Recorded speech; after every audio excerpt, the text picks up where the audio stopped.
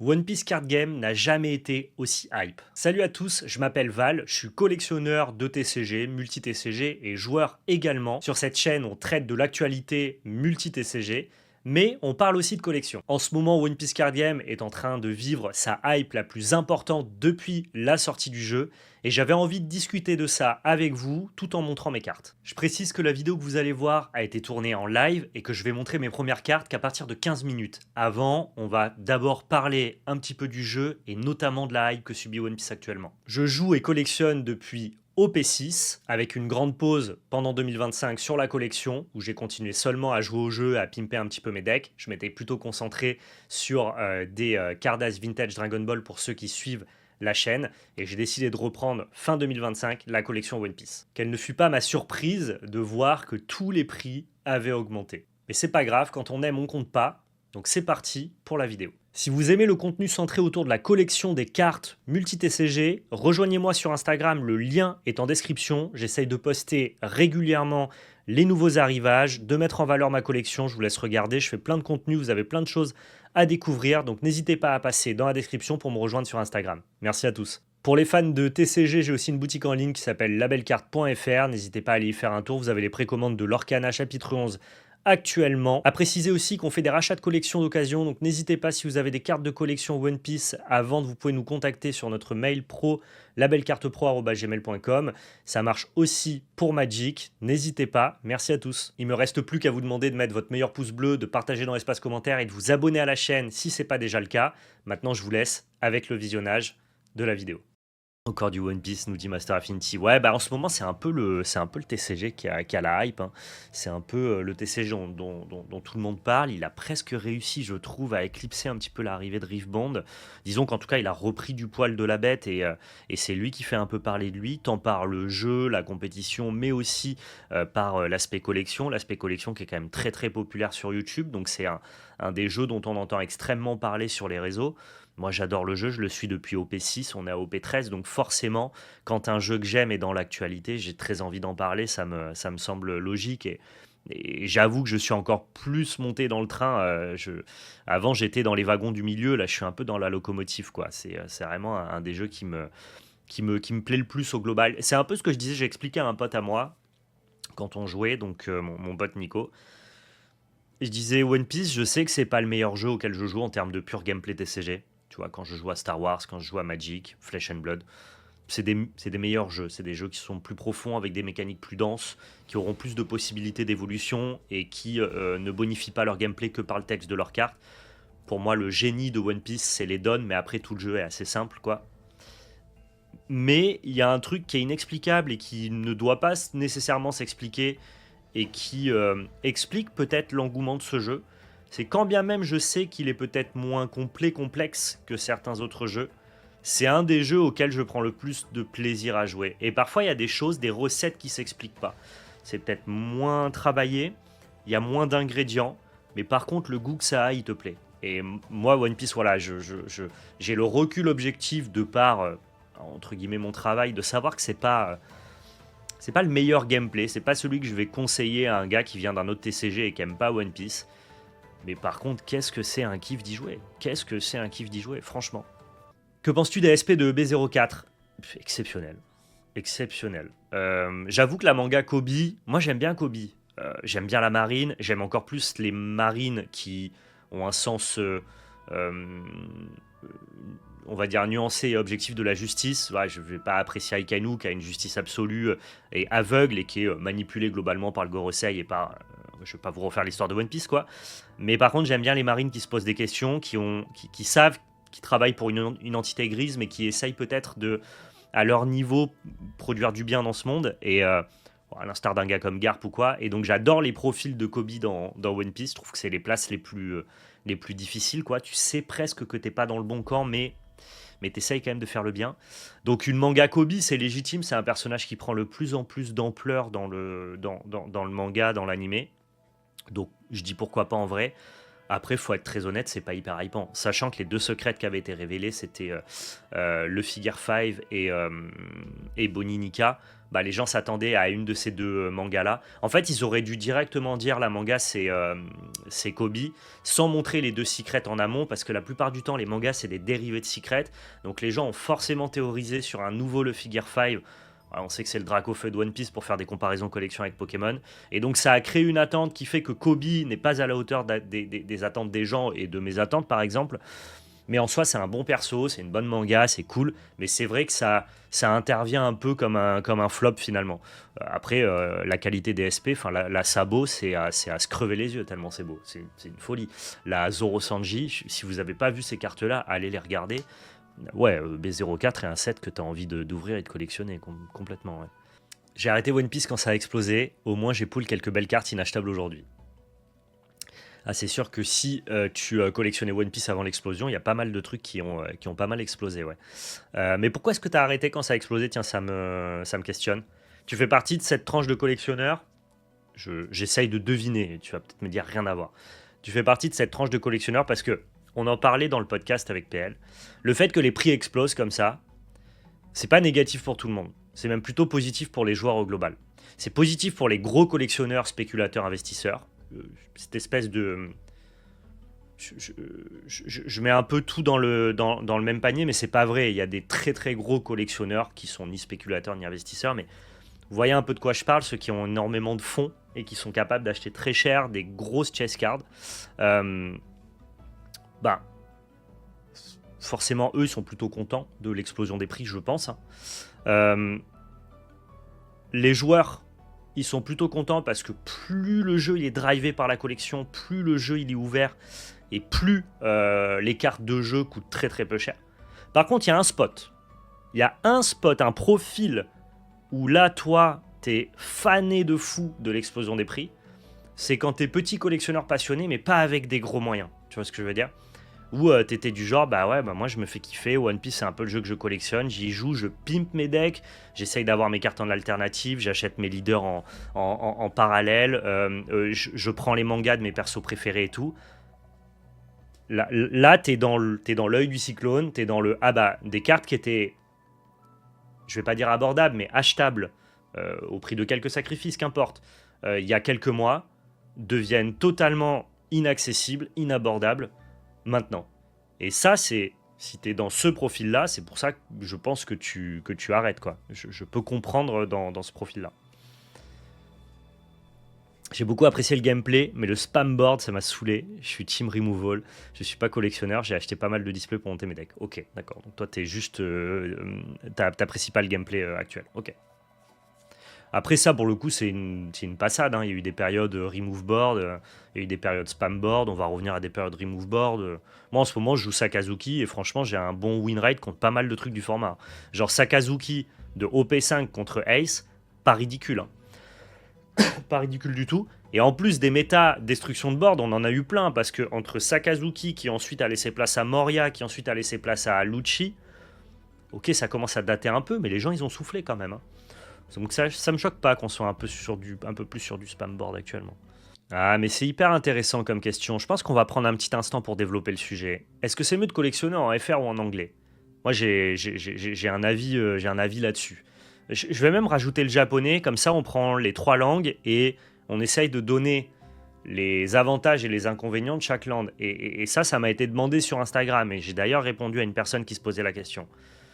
Je pense que chaque langue a son avantage. Si on commence par le japonais, c'est globalement le moins cher. C'est le moins cher parce que c'est hyper produit et que c'est juste moins demandé, c'est moins liquide.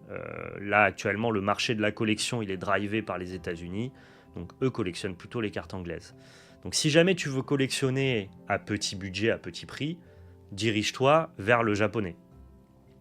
L'anglais, c'est le marché le plus liquide, c'est-à-dire que le billet d'entrée est le plus élevé, les cartes coûtent beaucoup plus cher, mais il y a énormément de demandes. Il y a de grandes facilités à la revente parce que quasiment tous les pays peuvent collectionner de l'anglais. Ça va du Japon aux États-Unis en passant par l'Europe. Donc là, pour le coup, si tu es plus dans une dynamique de peut-être que je voudrais revendre mes cartes dans quelques années, voire dans une pure dynamique d'investissement et de spéculation, évidemment que l'anglais, c'est vraiment le roi sur One Piece. Là, c'est incomparable. Le français, c'est un peu l'entre-deux. Le français, c'est plutôt adapté à un collectionneur passionné mais qui veut pas des cartes japonaises. Parce qu'il a envie de pouvoir ou jouer avec ses cartes, ou alors juste comprendre le texte qu'il y a dessus. Mais ça sera toujours moins liquide que l'anglais, forcément, parce que les Américains, ils en ont rien à foutre de tes cartes françaises, sauf si c'est des trésors rares. Et globalement, les Japonais, je pense qu'ils s'en contrefoutent aussi, quoi. Donc là, globalement, tu te retrouves à avoir un prix d'entrée un peu plus élevé que les produits japonais. C'est normal, la production est plus restreinte, les cartes sont quand même un peu plus rares en française, mais il y a beaucoup moins de demandes. Voilà, les gros collectionneurs vont plutôt sur l'anglais et pas sur du français. Donc si jamais tu veux revendre à terme, c'est un peu moins liquide. Donc c'est à toi de voir où est-ce que tu te positionnes. Moi, personnellement, je collectionne en japonais tout ce qui est inabordable. Je collectionne en anglais tout ce qui est abordable. Et je joue en français ou en anglais. Voilà, je prends le meilleur de toutes les langues. Après, c'est à vous de voir. Il y a plein de possibilités. Et effectivement, il y a plein de gens aussi qui veulent juste même pas. En fait, c'est ça. L'anglais, au-delà d'être le plus demandé, le plus liquide et compagnie, c'est juste qu'il y a des gens qui ont commencé à jouer en anglais et qui veulent pas dépareiller leur collection. C'est très vrai. Il y a aussi cette dynamique-là. Ouais. OP14 va réouvrir la méta, donc un peu moins de Imu, même si ça reste S-tier en comparaison. Ouais, mais de ce que je vois un petit peu des tier lists qui passent, alors tout le monde n'est pas exactement d'accord sur les tiers, mais disons qu'un S tier va pas passer en D tier, quoi. Ça se joue toujours à un tiers ou quoi. Ce qui a l'air de driver la méta OP14, c'est Boa, Imu, Ace, Mihawk. Hein. Voilà, c'est un peu le carré de tête, et après, bon, tu les mets en S ou en A tier, mais on est un peu là-dedans, Doflamingo étant un peu plus en dessous. Et je crois que ouais, globalement, ces decks-là qui vont faire un peu la méta d'OP14. Moi, je spoil un petit peu avant, mais je suis prêt, ça y est. Hein. Je suis prêt pour Boa. Il me manquait ces satanés Kuma que j'avais pas récupérés à l'époque et j'ai bien été bête de pas les récupérer à l'époque. Mais maintenant, ils sont là. Les cartes japonaises ont un flow, je trouve, en plus, dans un aspect collection. Moi, j'adore. J'ai commencé à collectionner en japonais quand je m'y suis mis en 2024. Je jouais en anglais avant. J'ai aussi des cartes de collection en anglais. Maintenant, voilà, les cartes qui me plaisent le plus, mes chase cards, mes objectifs de collection en anglais sont devenus inabordables, donc notamment pour les mangas en fait, juste les mangas, j'irai sur du Jap et c'est pas grave quoi. Les mangas en japonais commencent à partir en sucette là, mais tu sais pourquoi Thomas ? C'est parce que, je te dis tu sais pourquoi, et tu sais très bien pourquoi en fait. C'est parce que les gens qui sont dans ma situation, c'est-à-dire des collectionneurs qui n'ont plus les moyens d'assumer leurs envies en anglais, ils se rabattent tous sur le japonais. Et c'est pour ça que je dis toujours quand ça pète un câble aux États-Unis, c'est évidemment que ça va tout tirer. De l'autre côté, que ça soit le français et le japonais. Hein. Parce que une fois que tu passes la fameuse barre de « Ah, ça y est, putain, c'est plus accessible », tu regardes à droite, à gauche, « Ah, là, le japonais, je peux encore y aller. » Et oui, complètement. Je vois, moi, j'étais en recherche de le Figure 2 de B2, qui était ma carte préférée de 2025 que j'ai laissé trop traîner. Et là, oui, elle s'est quasi x2 en une semaine, quoi. J'ai FOMO, j'ai pris toutes les mangas qui me manquaient. Mais parce qu'on est tous dans cette situation. On est tous en FOMO de putain, en fait, les objectifs de collection qu'on a, avec ce qui se passe aux États-Unis, qui est probablement une bulle. Enfin, tu vois, c'est pas dit qu'un jour il n'y ait pas une correction.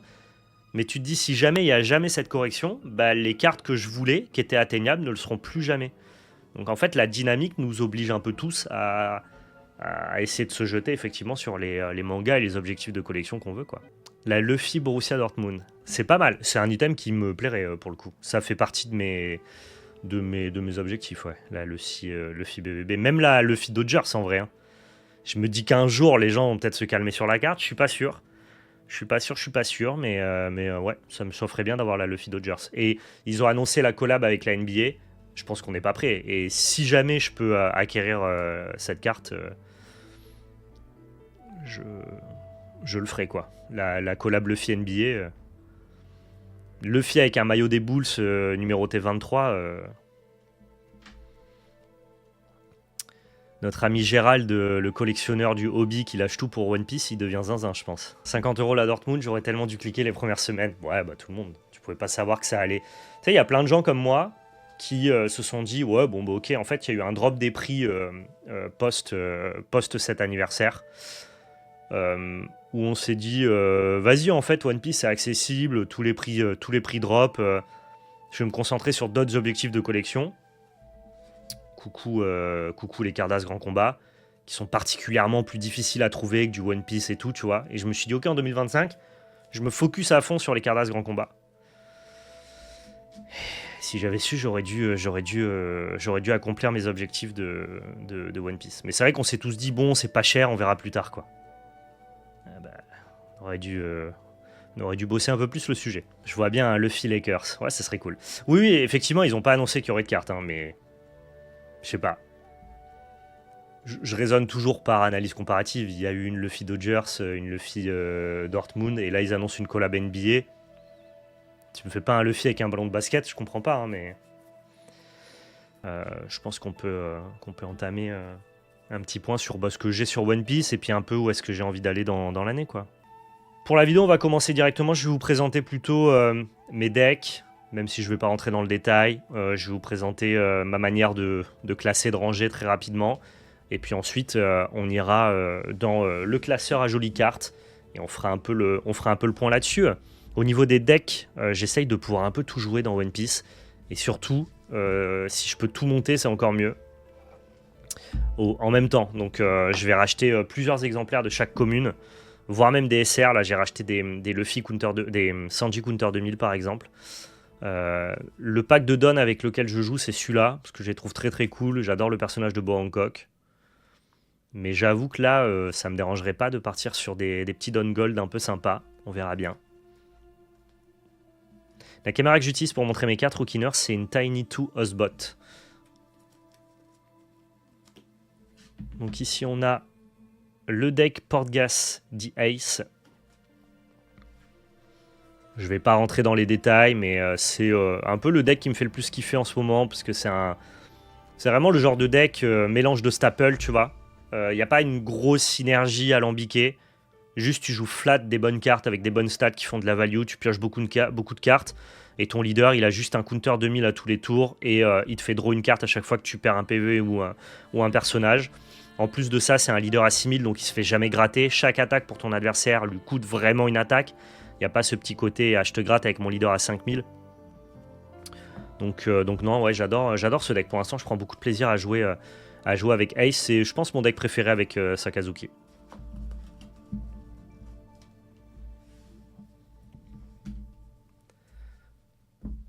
Autre deck, forcément, vu qu'il coûte 35 balles, j'ai monté Imu.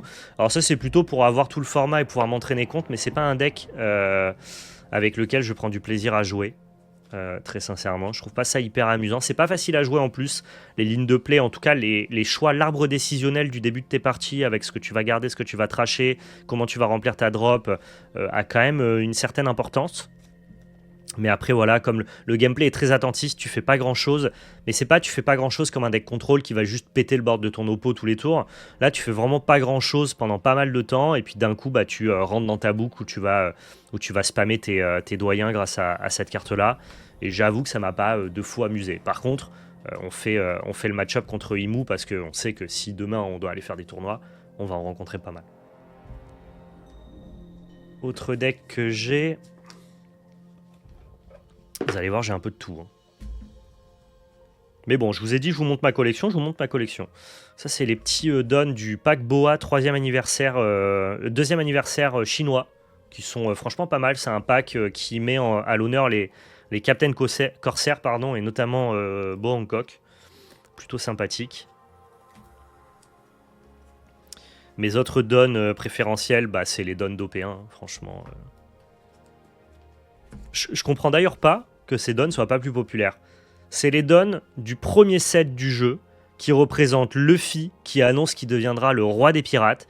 S'il y a une image pour présenter One Piece, une image à retenir de One Piece, l'image pour moi de Luffy la plus marquante, je sais que maintenant c'est devenu Nika qui sourit avec la main sur la tête. Ok, c'est devenu le Dracofeu de One Piece, il n'y a pas de souci. Mais putain, One Piece à la base, c'est ça. C'est ce don-là, tu vois. Donc je comprends pas trop pourquoi ces dons n'ont pas plus de buzz. Voire même pourquoi Bandai ne réédite pas le même don avec un tour doré. Moi, je serais trop client. En tout cas, j'adore ces dons-là et j'alterne entre Boa et Luffy. Ici, donc, je vous disais, on a le deck de Sakazuki. Donc où on va jouer des Marines, avec notamment le bon Kuzan. Et l'idée, ça va être de péter le board de l'oppo en boucle. On a les deux partenaires de crime. Hein. Quand tu as les deux sur le board, pour l'oppo, ça devient très très difficile à gérer. Hein. Le Kuzan qui baisse le coup et le Brook qui va pouvoir péter les cartes de l'oppo en play et en one attacking. Je kiffe ce deck de fou. Il est sous-joué parce qu'il peut pas battre Imu. Mais quand on fait le match-up avec mon collègue, lui il joue Bonnie. Parfois il prend Ace dans les mains. Bah, je me régale avec ce paquet-là. Donc voilà, c'est pas au niveau du méta actuel, mais c'est pas hyper éloigné non plus. En tout cas, c'est mon petit deck pour le plaisir. J'irai pas faire un tournoi compétitif avec, vous avez compris.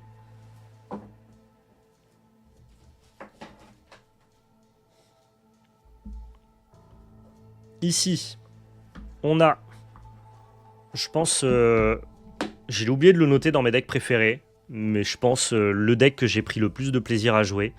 Lui, pour le coup, j'ai fait des tournois avec et ça s'est souvent très très bien passé. Je trouve le deck très très fort. Pareil, toujours un peu mis de côté là depuis OP13, OP14. Mais ce Luffy EB2, dont je rêverais avoir la version alternative du leader, mais pour le jouer, donc plutôt en anglais ou en français. En plus, c'est Luffy Gear 2 qui est à l'honneur, donc c'est ma version préférée de Luffy. Bah, ce deck-là, ouais, il me fait kiffer de fou. Ça joue du violet, qui est ma couleur préférée. L'idée, c'est d'assembler Sanji Pudding pour pouvoir gratter des dons tous les tours et donc avoir plus de possibilités de jouer des cartes de ta main ou alors de répartir tes dons sur tes personnages. C'est vraiment un deck qui est offensif, mais qui est assez subtil à jouer. Voilà, en plus, c'est que des cartes quasiment de l'équipage du chapeau de paille. Hein. On joue les Gum Gum gigantes.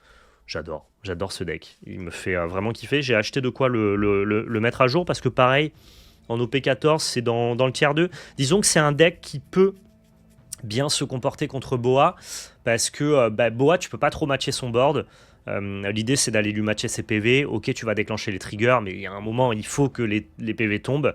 Et comme ça, c'est un deck à vocation offensive qui va juste ignorer le board de l'oppo.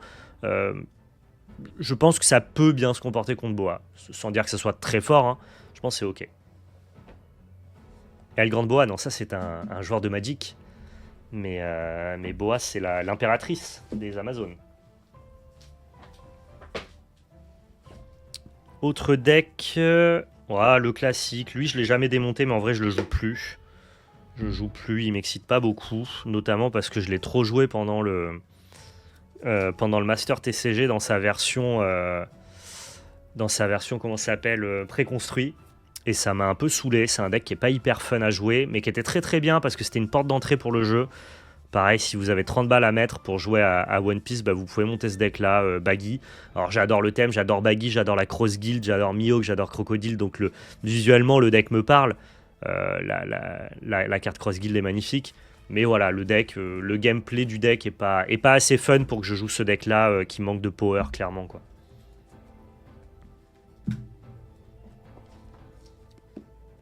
Vous avez vu, j'en ai des decks, hein.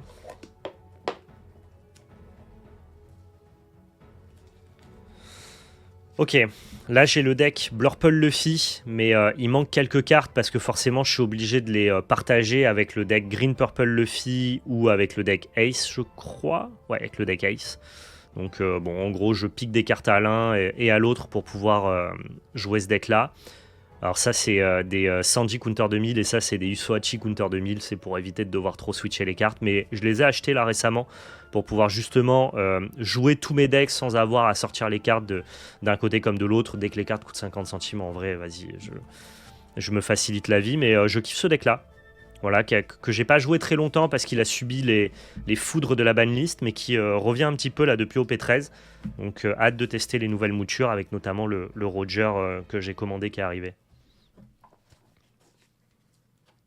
Ah, autre deck. Alors lui, il m'excitait trop sur le papier. Les personnages sont trop cool. Et je pensais vraiment que ça allait être au moins correct. Spoiler, je l'ai joué, c'est un enfer. C'est un enfer, ça marche pas très bien, c'est Goldie Roger. Je l'ai joué avec mon collègue Nico. C'était pas très bon. Voilà, c'était pas très bon. L'idée, c'est de ramper pour pouvoir jouer des pâtés comme Shanks Et une fois que tu as tes 10 dons, ton leader il a 7000 de défense de base flat. Donc c'est quand même pas mal. Évidemment, le deck est bien meilleur avec Goldie Roger. Donc je ne l'ai pas testé dans les meilleures conditions. Mais disons que tu passes ton temps à ramper pour ensuite enchaîner les pâtés. T'es hyper clunky, t'as pas beaucoup de marge de manœuvre, t'as pas trop de plans de jeu alternatifs. Tu veux tout le temps faire la même chose et quand ça se passe pas bien, bah ça se passe vraiment pas bien. Donc j'ai pas été hyper convaincu par ce Goldie Roger, même si je trouve le flow du deck exceptionnel.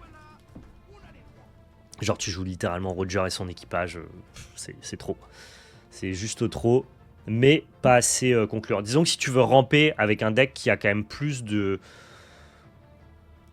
malléabilité, bah tu vas jouer Blurple Luffy. Là, c'est le 1, 2, 3, 4, 5, 6, 7e deck que je vous présente. Et bien donc du coup, le 8e et dernier deck. Toutes les deckbox sont tombées. C'est notre ami Teach. Je vous montre pas les leaders parce qu'il y a pas mal de leaders qui sont dans mon classeur de collection parce que j'ai acheté les leaders alternatifs en version Big Head parce que je les adore. Ce deck là pareil qui est arrivé en OP 9 je crois avec le 7 anniversaire et qui globalement permet aux gens de jouer au jeu pour pas très cher. C'est un deck qui est dur à jouer donc en vrai c'est des fausses bonnes idées. En gros c'est un peu comme pour les nouveaux joueurs qui vont sur Imu. Ok c'est pas cher, ça coûte 35 balles, tu te mets au jeu, tu peux jouer avec Imu. Mais bien jouer Imu c'est pas facile et bien jouer Marshall D-Teach c'était pas évident non plus donc bon ça reste des bonnes portes d'entrée quand même si les gens sont un peu prêts à s'investir et à faire des games, mais voilà, c'est quand même cool. Tu vois que le jeu One Piece coûte pas très cher. Enfin, je veux dire, rendez-vous compte, hein, je vous ai présenté 8 decks dans cette vidéo. Je suis pas capable financièrement de monter 8 decks Flesh and Blood, de monter 8 decks Magic, ou de monter, je sais pas, 8 decks Rift Band. Alors pour le coup, Rift Band, ça marche pas très bien parce qu'il y a qu'un seul set pour l'instant, mais vraiment, One Piece, quand tu joues et que tu collectionnes pas, c'est un jeu qui est très peu cher et c'est un vrai plaisir. Et du coup, quand je vais jouer en boutique ou quand les potes viennent à la maison, bah, j'ai tout le format. Je dis, bah, vas-y, tu veux jouer quoi? Il y a Barbe Noire, il y a Im, il y a Ace, il y a Roger. Et ça, c'est vraiment très très cool. Au niveau des decks que j'ai pas, effectivement, Ainash le remarque dans le chat, j'ai pas Zoro parce que ça demande pas mal de staples vert et que c'est un peu la couleur sur laquelle j'ai fait l'impasse. J'ai pas le deck Bonnie non plus que je trouve très cool en termes de. Ce que j'aime dans One Piece, en tout cas dans les TCG au global, c'est les gameplays un peu good stuff où tu joues juste des bonnes cartes flat.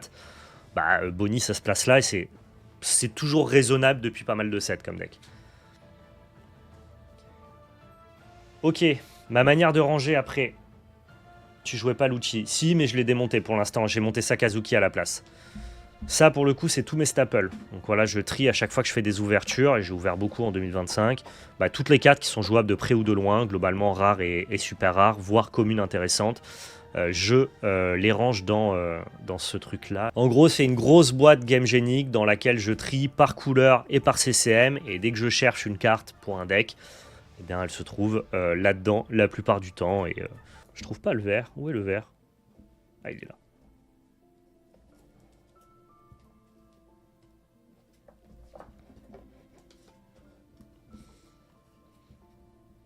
Donc voilà, je vous montre.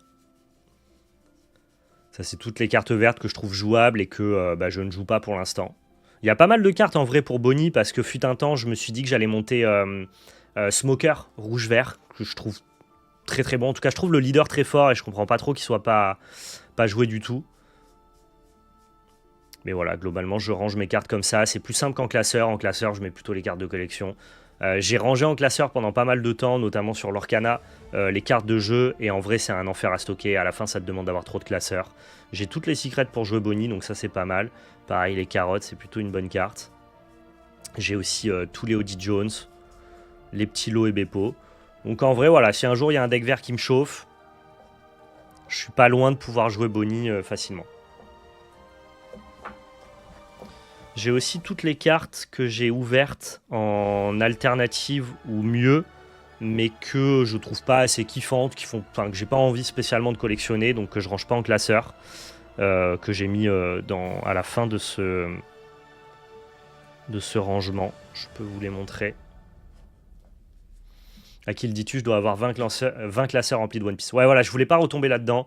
Là, moi, j'ai des dizaines de classeurs Lorcana, des dizaines de classeurs Flesh and Blood. Alors oui, c'est plus simple pour trouver tes cartes. Quoi, ça, c'est des cartes alternatives ou mieux, mais que je kiffe pas parce que je kiffe pas le personnage, par exemple. Genre Caesar Clone, c'est non. Nico Robin, pas assez fan. En fait, je suis pas fan des alternatives classiques. Mais ça reste des belles cartes, hein. Le Ice Edge est incroyable, ça c'était des cartes avec lesquelles je pimpais mes decks, mais comme Ice Edge maintenant est banni, bah, je peux plus jouer la carte. Mais elle était folle cette carte. Le Monkey D. Garp. Quoi, tout ça c'est des cartes que j'ai à l'échange ou à la vente globalement. La Vivi qui est très jolie. Avec les petites écumes derrière. Le X-Drake. Le Capone Gang Bégué. Le Rosinante qui est très très beau. Les effets de couleurs sont vraiment très réussis. À ceci près qu'on dirait qu'il se cure un peu le nez quand même. La Roger que j'ai sorti dans ma display OP13.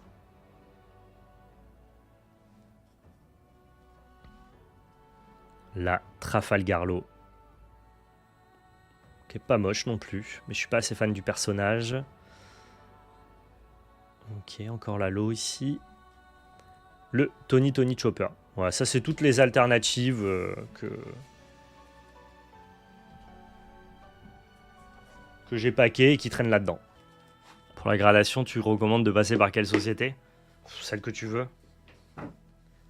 Je fais pas de recommandations pour le coup. J'ai été en collaboration avec CCC et dans ce cas-là, à cette époque-là, je les ai recommandés.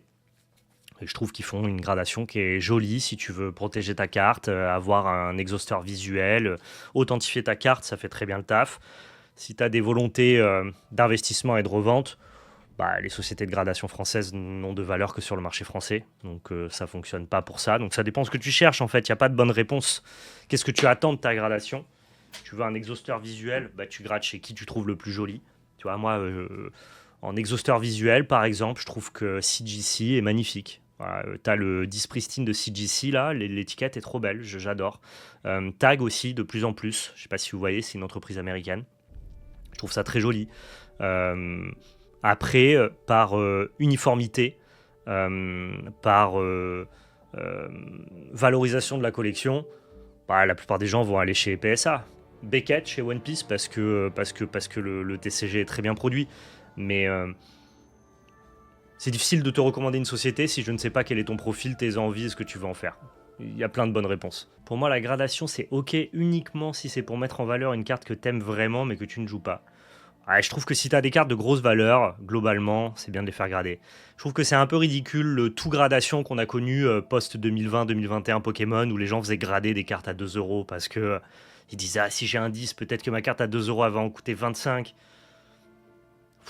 Flemme, tu vois. Je trouve d'ailleurs qu'on est un peu ressorti de ça et que ça y est, les gens ils ont arrêté de faire grader n'importe quoi. Mais soit, après si c'est ta carte préférée, la carte de ta vie, ta plus belle carte ever, moi je pourrais faire grader un Cavru. C'est une carte à 10 centimes. Mais ce que je veux dire, c'est les gens qui gradaient systématiquement n'importe quelle carte qui sortait de booster, et où on avait des V, des X, des cartes Pokémon hyper lambda et communes qui étaient gradées à tir larigot. Bon, flemme un peu, tu vois, du tout gradation. Par contre, si tu as des cartes de valeur, vraiment de valeur, plusieurs centaines d'euros, tu vois, bah oui, il faut les grader, ça les protège, ça te permet de sécuriser tes ventes, ça te permet même peut-être de valoriser ta carte. Ça te permet de... Moi, je trouve ça joli, une carte sous boîtier, donc ce que j'appelle un exhausteur visuel. Mais c'est encore une fois, c'est subjectif, quoi. Et oui, moi, je suis team grader vos cartes, bien sûr. On commence par les grosses têtes, parce que ça fait partie des cartes que je kiffe le plus. Ces fameuses grosses têtes. Donc les leaders. Tu as la grosse tête de Croco, bah tu as bien fait. Donc là, on a un des 4 empereurs de OP9, la grosse tête de Luffy Gear 5, que je trouve magnifique. Une des plus belles grosses têtes, une des plus recherchées, évidemment, des plus demandées. Mais je kiffe vraiment. Je pense que ce que j'adore avec les grosses têtes, c'est vraiment la frame. Ouais, d'ailleurs, celle-là, elle a une découpe un peu nulle. Donc typiquement, je pense que elle aurait pas un Black Label, pour vous donner un ordre d'idée. J'adore en fait la frame, le côté quadrillé un petit peu de cette espèce de liseré qui entoure la carte. Je crois que ça me rappelle ma passion pour les cartes As Vintage. le côté encadré, coloré comme ça. Et c'est ça, à mon avis, qui éveille en moi la passion des leaders grosses têtes. Et c'est pour ça d'ailleurs que j'essaye de les collectionner. Alors pas tous, hein, je vais quand même choisir les personnages qui me plaisent. Mais disons que même un personnage qui me plaît pas trop, quand c'est une version grosse tête, je le mets à ma collection parce que je trouve ça sympa. Je les achète pas tous, mais quand j'en ouvre, je les conserve.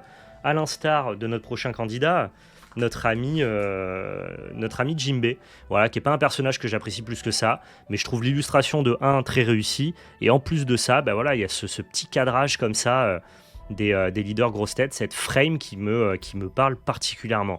C'est vrai que on a tendance à l'oublier, mais faut le dire, les gens ne le savent pas. One Piece Card Game, c'est des Cardass, parce que moi à la base je suis un collectionneur de Cardass Vintage. Mais finalement, quelle belle transition que de passer à la Cardass Vintage vers la Cardass actuelle. Parce que si vous regardez les displays OP1, OP2, les premières displays de One Piece Card Game, en haut à gauche, notamment sur les displays japonaises, il y a bien marqué Cardass. Hein. Cardass, ça reste la collection de cartes de Bandai. Alors à la base, ça s'appelait vraiment Cardass dans les années 90 et ça s'est un peu perdu avec le temps. Mais maintenant, sur les boîtes récentes, vous l'avez plus. Mais sur les premières boîtes de One Piece, il y a bien marqué Cardass. Hein. Ce ne sont que des Cardass, finalement, les cartes One Piece Card Game.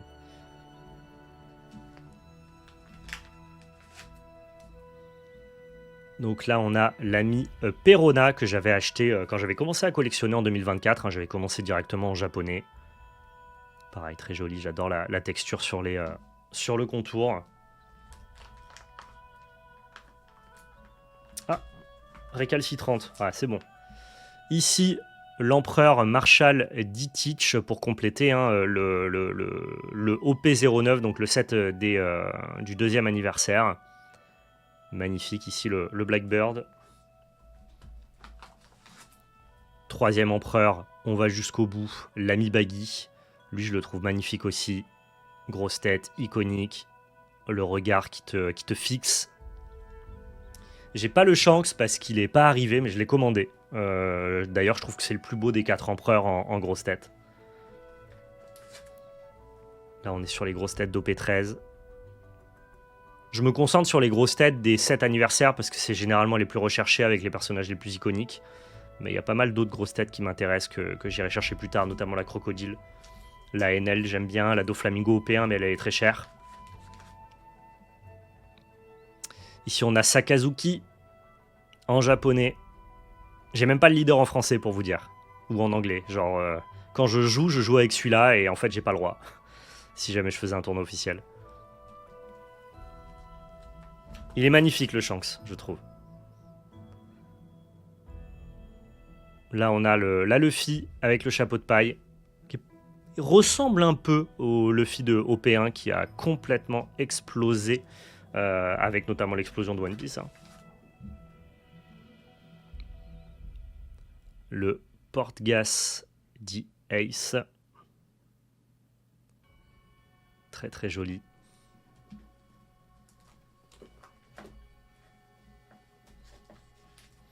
Là on a le Moria que je trouve pas particulièrement joli, mais comme je jouais Moria, j'ai commencé One Piece Card Game par OP6 et mon premier deck était le deck Moria, donc j'ai acheté directement évidemment la leader alternative.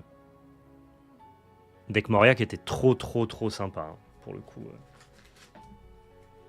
Ici on a la Bonnie pareil de OP13, je la trouve magnifique. Je sais pas si c'est le bord jaune comme ça ou le fait de voir Bonnie pleurer, c'est attendrissant on va dire. Mais je trouve la carte très belle, très réussie. Je pense qu'il y a le contraste aussi entre le jaune très pétant et le rose des cheveux de Bonnie très pétant aussi. Ça crée un décalage, un espèce de matching hyper flashy que je trouve assez réussi, assez esthétique. Là, on a le Lucci, pareil. Quand Lucci est sorti, on a tous transitionné de Moria vers Lucci. Donc forcément, j'avais pris la version alternative. Je suis moins fan de ces leaders-là. Je préfère les versions Big Head, mais ça reste de très très belles cartes. Hein. Vous allez le voir, j'en ai quand même plein d'autres comme ça. Ce qu'on appelle les leaders équipage. On a ici la Boa Hancock. Tellement sous-cotée cette carte-là.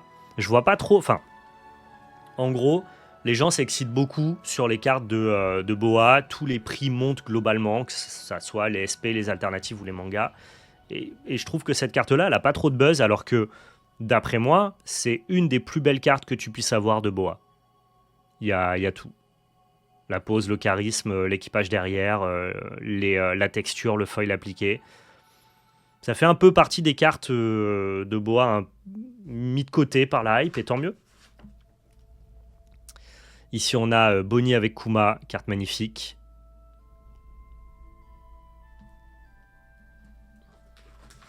J'aime bien, j'aime beaucoup pour le coup les leaders maître-élève. Donc là, avec Sanji et Zeph. Ça, c'est une carte que j'ai pull en live d'ailleurs, je crois. Ça, je garde, je kiffe. Pour moi, la plus belle leader actuelle, c'est pas une leader grosse tête, mais c'est la plus belle leader voilà, de One Piece Card Game ever pour l'instant. La fameuse Vivi, qui redevient un peu jouable de ce que j'ai compris avec EB3, EB4. En tout cas, il y a un nouveau leader dans EB3 qui est déjà sorti au Japon, qui n'est pas encore sorti chez nous, et qui devrait donner un peu de jus à Vivi bleu-rouge.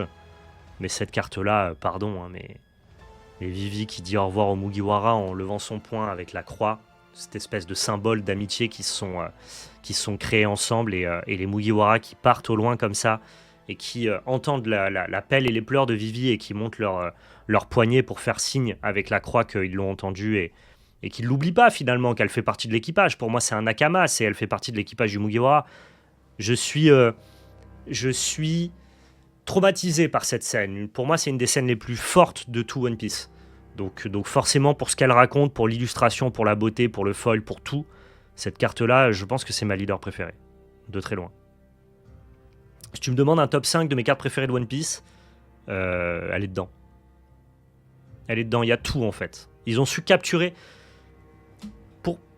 Pourquoi on collectionne des cartes ? Pourquoi on est des collectionneurs ? Pourquoi est-ce qu'on attache autant d'importance à du matériel ? Parce qu'en fait, on est fan d'un certain souvenir, on est fan d'une époque, on est fan d'un moment, d'une émotion, et on veut accrocher cette chose-là à un objet. C'est presque de la magie, de la sorcellerie en fait. On capture un instant, une émotion, et on le met dans un objet, et en ayant cet objet, on a pour toujours et de manière intacte ce souvenir gravé dans l'objet. Alors que parfois, les souvenirs, on sait que dans notre esprit, dans notre cerveau, ils ont tendance à vieillir, à être un peu plus diffus. On peut avoir du mal à se souvenir de certaines choses, quand bien même c'est des choses qu'on a adorées. Le fait d'accrocher des moments forts, des émotions à des souvenirs, c'est ça la passion du collectionneur. Et c'est ça, moi, qui me fait kiffer. Quand je vois cette carte, j'ai toujours la même émotion que quand j'ai vu le moment dans l'animé. Comprenez ? Donc parfois, je me dis, putain, mais pourquoi tu collectionnes comme ça ? Pourquoi tu as besoin d'être matérialiste et d'accorder de l'importance à des objets ? En fait, j'accorde de l'importance à des émotions et à des souvenirs. C'est aussi simple que ça. Magnifique.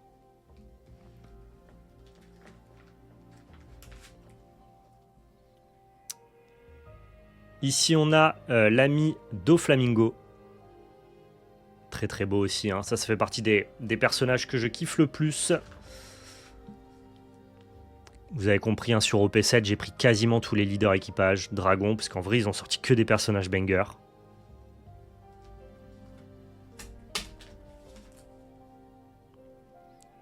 Le Crocodile, un de mes personnages préférés de One Piece aussi. Mon avis sur One Piece, c'est que j'ai peur que le jeu devienne Pokémon tiers, alors que le jeu est top. Mais tu sais quoi, la meilleure chose, je vais te le dire, Indal, la chose la plus... la meilleure chose que tu puisses souhaiter à ton jeu, c'est qu'il devienne Pokémon tiers.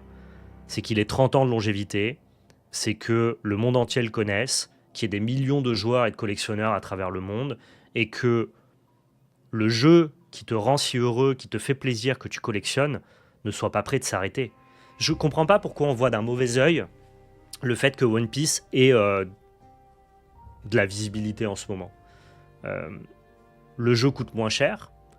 Les collectionneurs très pointus sont contents parce qu'ils peuvent dépenser des sommes folles dans des grosses cartes. Et finalement, à la fin, tout le monde est content, non ? J'ai pas envie de me battre pour acheter des cartes.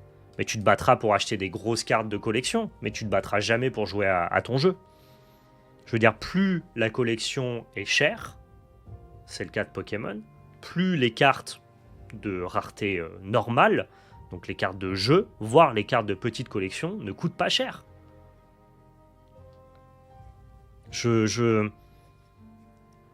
Je crois pas que ça soit du négatif. Je peux rebondir même sur une actualité qu'il y a eu là dans One Piece. Bandai a collaboré avec un youtubeur Pokémon.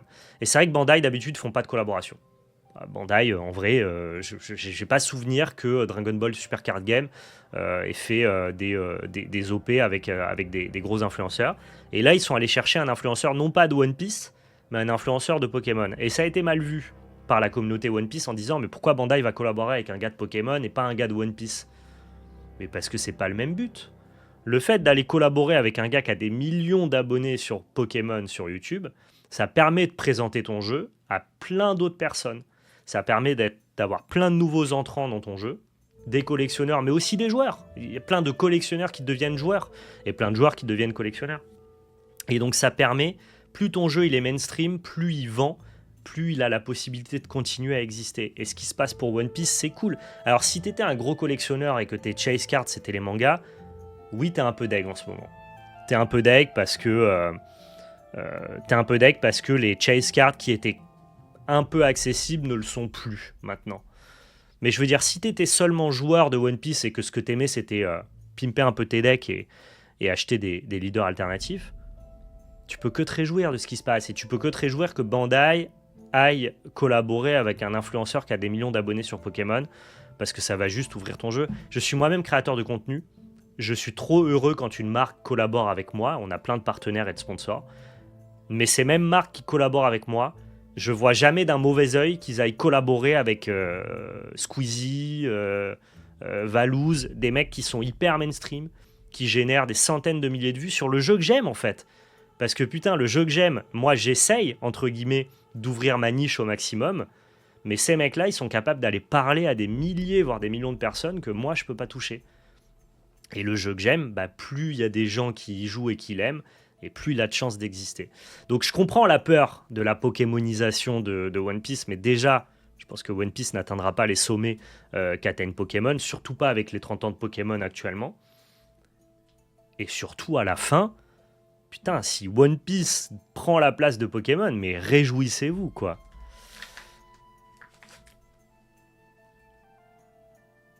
Allez, on a ici une promo tournoi japonaise de Pudding. Alors cette carte-là, vraiment, je l'ai achetée pour la frame. J'aime bien le personnage de Pudding, cela dit. Il y a Sanji en fond, la carte est très belle.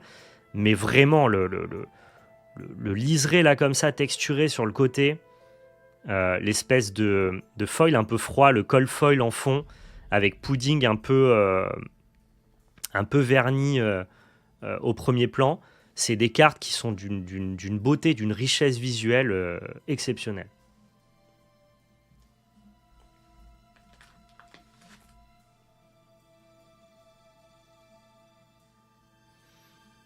Et pour finir sur le débat, Endal, la commu Pokémon, tu en as un mauvais œil de l'extérieur. Mais justement, va à l'intérieur et tu verras que ce n'est que le reflet de la société. Il y a des gens géniaux, passionnés, super, et des gens qui ne le sont pas. Mais c'est le cas dans toutes les communautés de tous les jeux. Je suis persuadé que si tu creuses un peu, il y a aussi des mecs nauséabonds dans One Piece, quoi. C'est sûr. C'est sûr.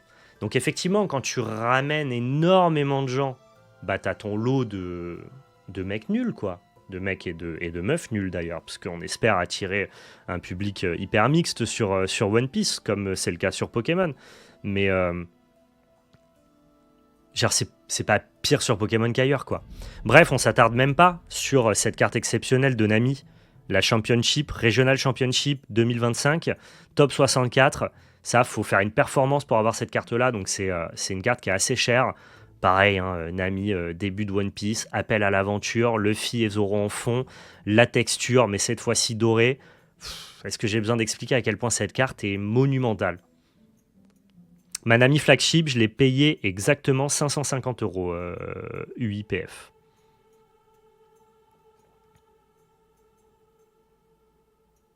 Donc c'est un prix, c'est cher, mais c'était, en comparaison du prix de cette carte, relativement ok.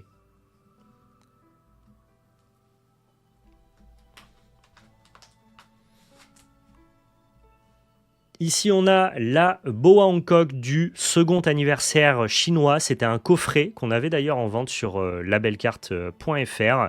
Vous pouviez avoir une chance de tirer une boa encore plus encore plus rare, en tout cas numérotée sur un nombre d'exemplaires un peu plus bas. Mais visuellement, je trouve que c'est la plus belle, celle-là. Elle est vraiment très très jolie. Les couleurs sont folles. Donc voilà, Boa Hancock est un personnage que je kiffe. Donc il y a pas mal de Boa Hancock dans la collection.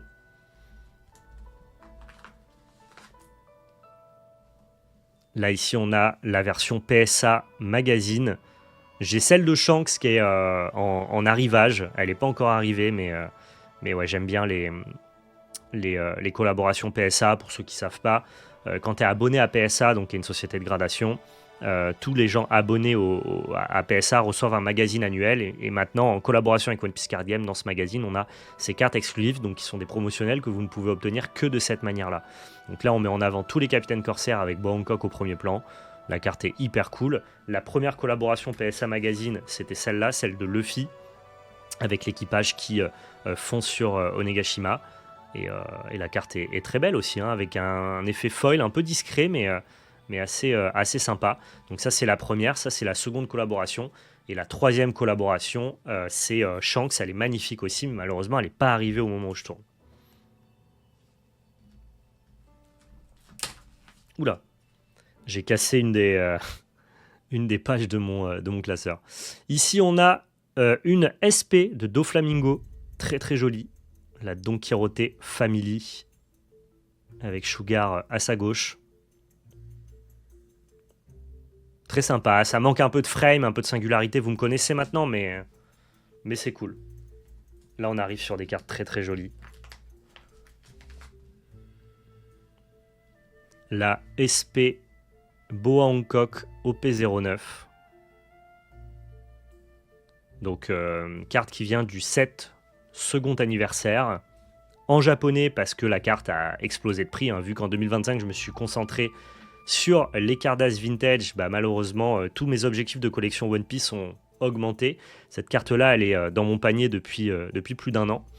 Et puis, comme je ne l'ai pas cliqué, au moment où j'ai voulu la cliquer en anglais, elle était un peu trop chère, je trouve. Donc, c'est des cartes qui ont pris énormément de prix avec le spike et l'inflation One Piece récente. Donc, en fait, comme l'attrait visuel en japonais n'étant rien gâché, on part sur les cartes japonaises. Regardez-moi le fond, en fait, le côté mosaïque comme ça, toute la texture, les embossages et tout, c'est quand même fou d'être capable de sortir en série, hein, genre sortie d'usine à volume industriel, une qualité de carte comme ça. Genre, quel TCG qui produit autant, hein, je parle pas de petits TCG indépendants qui ont vraiment la liberté d'avoir des volumes très réduits et donc du coup de pouvoir proposer des cartes très qualitatives, et encore que à mon avis One Piece n'a pas du tout à rougir de ça. Je veux dire, à un volume industriel, quand on tire des millions d'exemplaires de cartes, comment One Piece Card Game arrive à sortir ça, quoi? C'est dingue. Pour moi, c'est dingue. C'est juste dingue. Autre folie, hein. La SP, celle-ci, Dieu que j'ai eu de la chance de l'acheter en 2024, parce que évidemment que celle-là n'a pas été épargnée par la hype, et c'est normal, la carte est magnifique, avec notamment toute la texture en fond. Les SP de OP04, hein, c'est les seuls SP qui ont ce design-là. Il n'y a pas eu de SP, de nouvelles SP comme ça. Tu les trouves pas au-dessus de Pokémon? Je les trouve tellement au-dessus de Pokémon Master Affinity. Et sans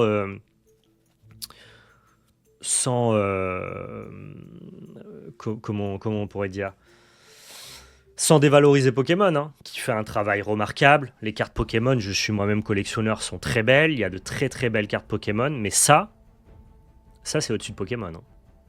Alors après, les goûts, les couleurs, l'avis subjectif, la préférence pour les personnages ou pour le Pokémon.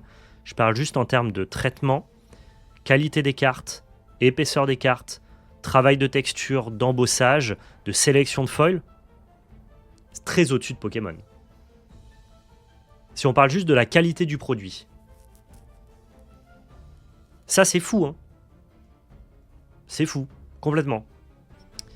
Ici, on a le Monkey D. Luffy que j'avais eu la chance d'ouvrir en version alternative dans son propre deck qui vous offrait un booster promotionnel dans lequel vous pouviez avoir différents types de cartes sous forme alternative.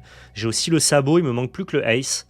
Donc c'était le ST13, c'est ça, hein, le jaune noir Luffy que j'avais aussi monté au tout début où j'avais commencé à jouer et qui m'a laissé de bons souvenirs.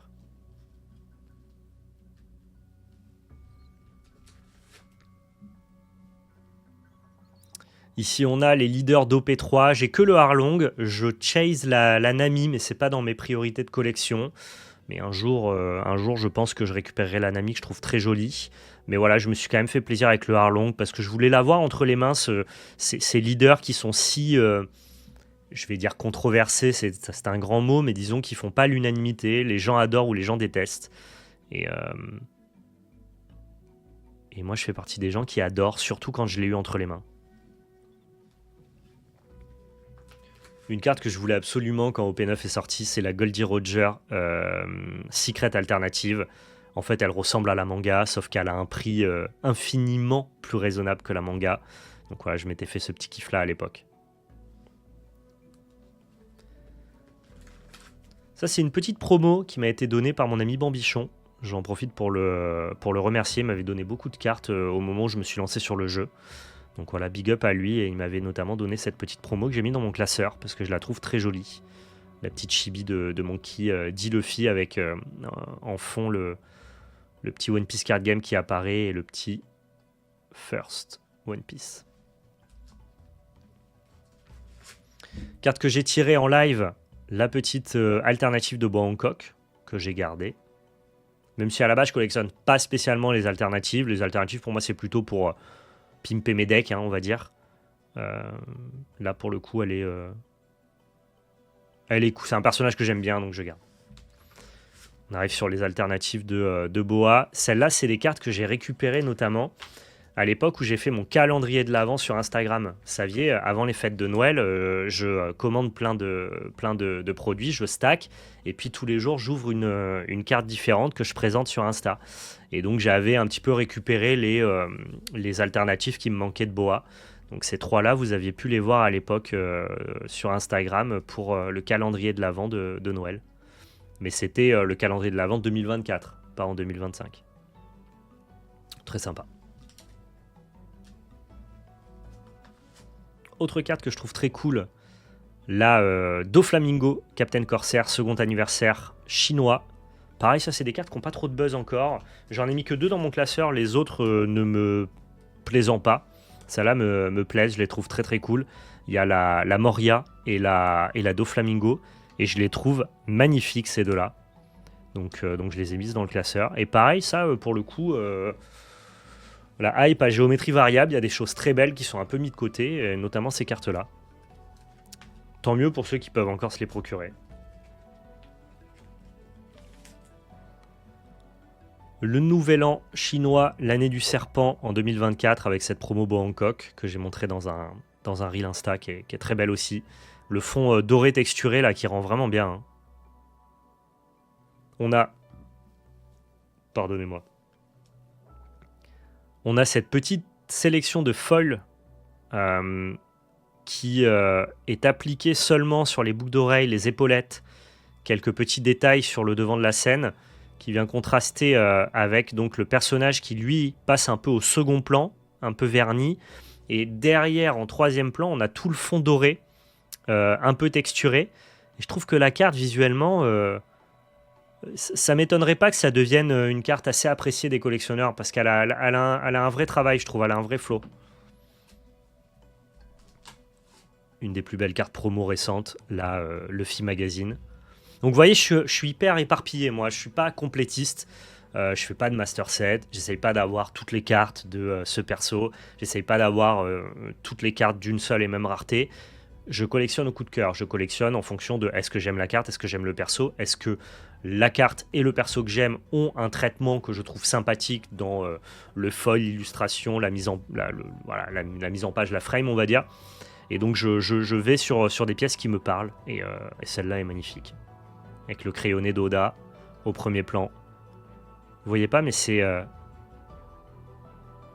Il y a pas mal de relief sur la carte. Très réussi ça. Autre carte, ici on a la Bangkok. Ça c'est la version anglaise de la version numérotée limited du pack second anniversaire chinois. Sauf que là elle n'est pas en version limited, elle est en version juste reprint et accessible pour l'anglais.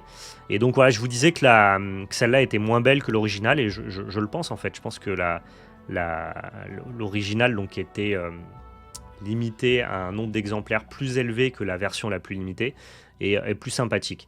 Comme la version très limitée, donc en version chinois, est assez difficile à trouver, j'avais plutôt décidé d'opter pour la version anglaise qui, elle, coûte peut-être une quarantaine d'euros. Voilà, très sympa. Et dernière carte de ce petit classeur, hop, la petite trésor rare Nami. C'est la première TR du jeu qui est sortie à l'époque en OP8, je crois. Vous allez me corriger le chat si je dis une bêtise. Hein. OP7, OP8, je sais plus. Bref, c'est une carte qui a fait beaucoup parler d'elle quand elle est sortie. OP6 peut-être? Ah, je ne sais plus. Ça a fait beaucoup parler d'elle pour le meilleur et pour le pire. Déjà, la carte s'est revendue à un tétra bras au moment où elle est sortie.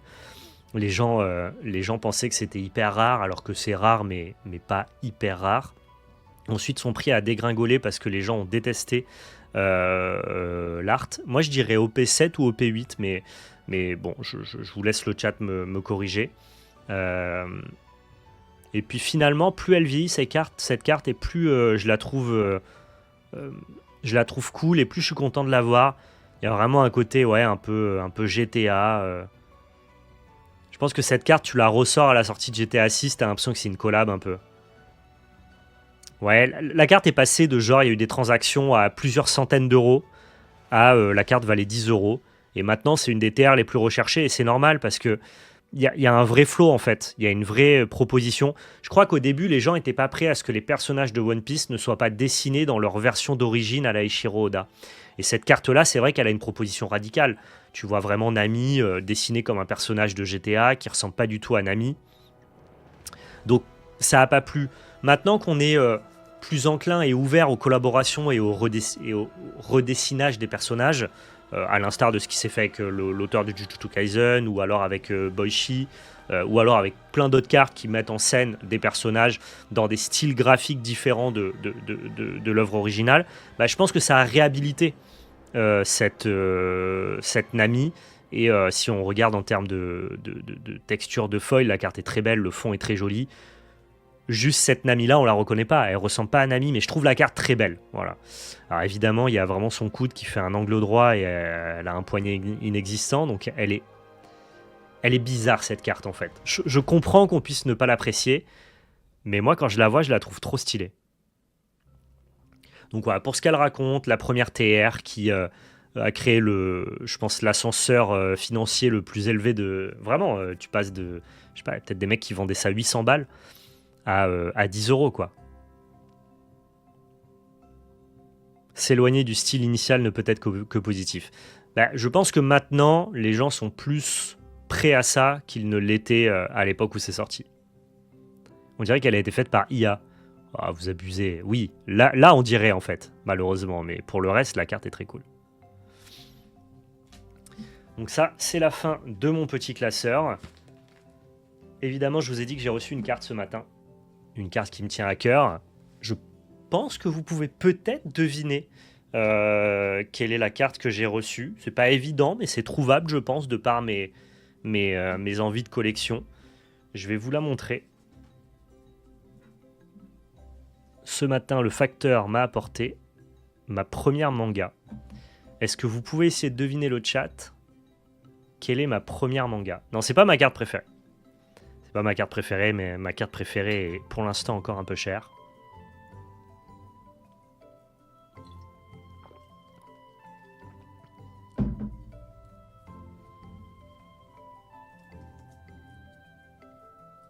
Je vais l'ouvrir pour la sortir de...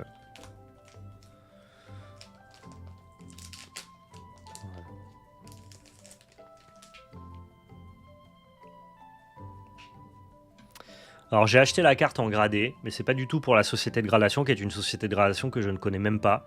Mais c'était encore une fois pour être sûr, à ce prix-là, vous allez voir, c'est des cartes qui sont quand même chères. À ce prix-là, je voulais être sûr que la carte soit à minima authentique et dans un état relativement correct. Donc voilà, pour les sociétés de gradation, elles n'ont quasiment pas de valeur en termes de plus-value financière, mais ça a toujours un peu de valeur dans le sens où au moins l'achat que j'ai fait, je sais qu'il est sécurisé, que ma carte elle va pas être détériorée dans l'envoi, que la carte est une vraie, elle est authentifiée et que globalement son état, même les petites sociétés de gradation ont facilement les moyens techniques de repérer les défauts des cartes. Donc j'ai récupéré ma première manga, la manga de Boa Hancock, OP07, donc gradé chez AA Grading. Je ne les connais pas, je ne sais même pas d'où ils viennent, mais au moins j'ai la certitude que cette carte est dans un état parfait. Peut-être que je casserai la slab à terme. C'était sûr. C'est vrai que les gens avaient un peu deviné. C'était sûr. Bah ouais, effectivement, il y a un peu le FOMO avec tout ce qui se passe en ce moment sur One Piece Card Game et notamment sur les mangas. Et notamment sur Boa, en fait, tout corrélé, quoi. Les Boa, manga, One Piece Card Game. Je me suis dit, ok, si tu prends pas cette carte maintenant, tu la prendras plus jamais de ta vie, en fait. Là, j'ai payé cette carte 500 €, ce qui est déjà très élevé. Et je pense que ça risque de pas rester à ce prix-là. C'est manga de OP7, pas OP9. OP9, c'était les 4 empereurs. Voilà, magnifique. Évidemment, la carte a pas de défaut. Donc d'après les subgrades, elle a 9 en edge, 10 en centering, 10 en corner, 10 en surface. C'est vraiment très beau. C'est la première fois que j'ai une manga à moi. J'ai déjà eu des mangas entre les mains parce qu'on en avait en vente sur la belle carte. J'en ai ouvert en live pour des viewers sur Voct. On en a acheté dans des collections qu'on a revendues.